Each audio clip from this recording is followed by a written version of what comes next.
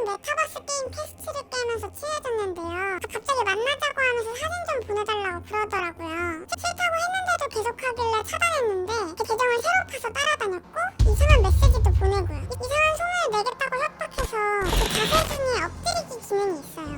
아바타 옷을 다 벗으라고 하더니 자기 앞에 엎드리라고 하더라고요. 그리고 계속 움직이라고 하더니 그걸 다 찍었어요.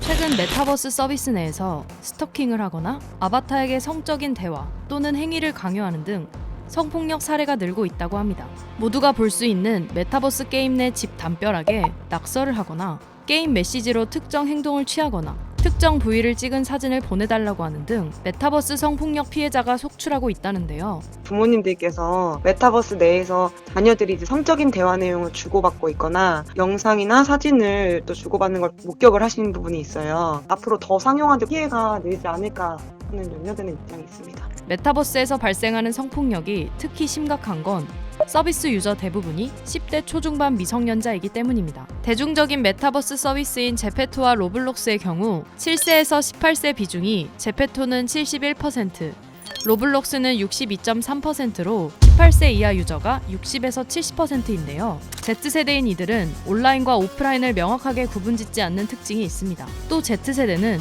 아바타를 직접 커스터마이징하는 과정에서 일어나는 심리적인 일체화를 성인보다 심하게 느껴 가상 공간 속 아바타와 현실의 나 사이에 분명한 경계를 두지 않는 현상이 심화되는데요. 만약에 그런 유저들을 대상으로 해서 성범죄가 발생했을 경우에 그들이 가지는 어떤 충격과 수치심, 공포감 이런 것들은 현재 현실의 세계에서 당했던 그런 성범죄하고 똑같을 정도로 경우에 따라서는 그보다 훨씬 더 큰 충격을 받을 수도 있습니다.